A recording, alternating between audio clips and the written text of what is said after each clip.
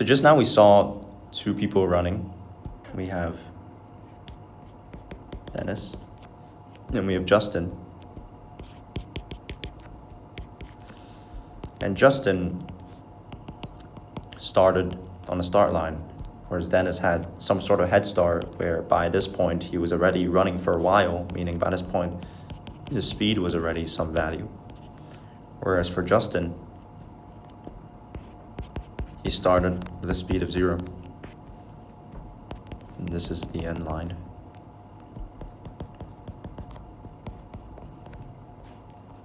Now we can draw something called a displacement time graph.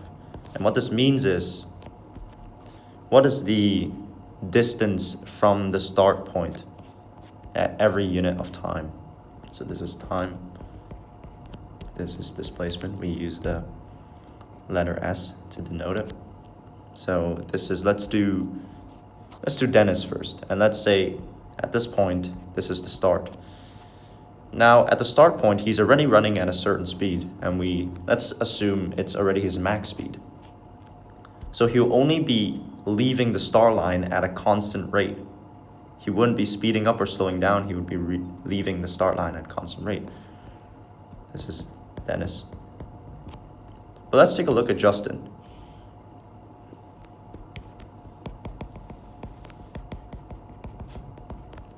Now Justin started with a speed of 0, and he obviously accelerates to eventually have some speed in the end. So he starts by leaving the start line at a slower rate, and he eventually displaces himself from the start line at an increasing rate. And so we know that from displacement time graph that the slope at any given point is a speed. So if I want to find an average speed of Justin, I simply take the end point here, the start point here, I draw a slope, and the value of the slope would be his average speed. But that's not accurate for finding his speed at any given point, because we know his speed at this point, for example, and his speed at this point is different. He's obviously faster at this point compared to this point. But for Dennis, it's quite straightforward. He had the same speed the entire time.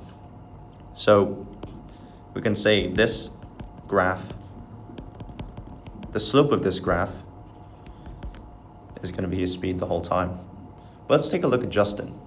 We need to find the slope of any given point in order to find his speed at that point. So we draw something called a tangent line, which is essentially a line which has a slope, and it only touches on one exact point.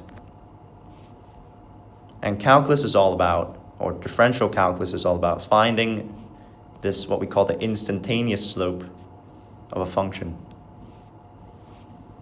So let's consider some function, right? Let's consider a very basic function. Let's say f of x equals x squared.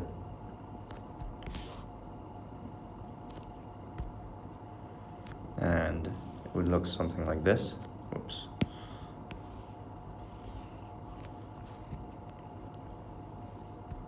So that point is 0, 0. Now let's imagine I zoom in to this point infinitely. What happens when I zoom into that point infinitely is I eventually get something that looks like this. Or let me use red. Get something like this.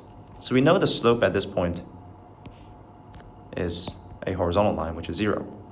And we can do the same thing for every single point. We can zoom in infinitely there, infinitely there, infinitely there. So we do know that there is some slope of every point, but it's different. So how do we find this? Let's draw the function again.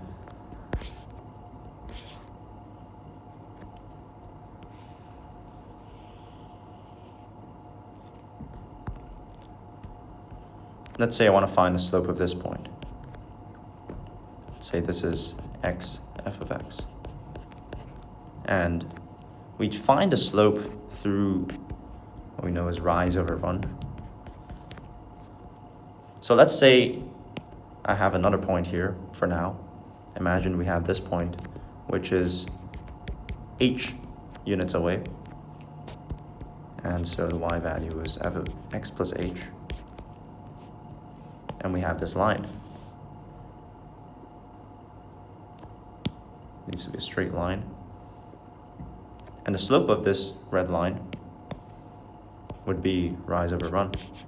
So the slope would be y2 minus y1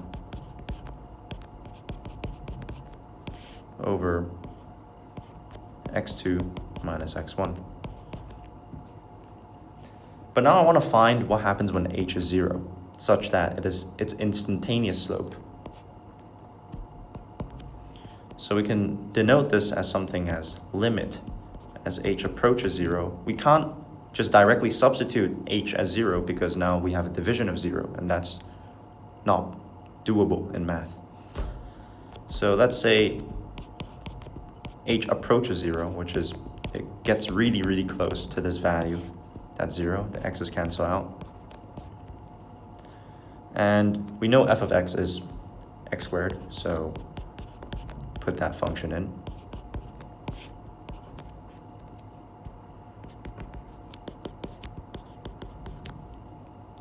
And now let's do some algebra to try to get rid of this value here such that we can eventually put the 0 in. So x squared plus 2xh plus h squared minus x squared over h. We get these two cancel out, and we can substitute this h, so we eventually get h times 2x plus h over h. The h's cancel out. Now we get this. And since h approaches 0, this disappears. So now we know that this is equal to 2x. And what we saw here just now is what we call the first principle, which is how we found all the derivatives for, or the slope functions for all the functions. And slope function means f prime of x, meaning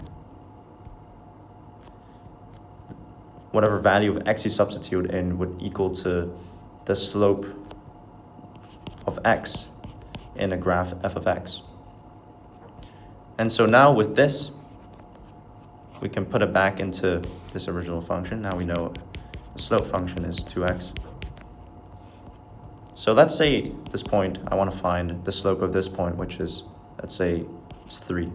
X is 3, and y is 3 squared, which is 9. So now we know that with this slope function,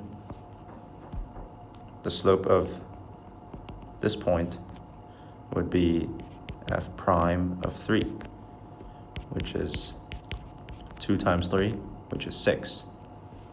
And that is the first principle, and that is how we find the slope, the instantaneous slope of any point in a given function.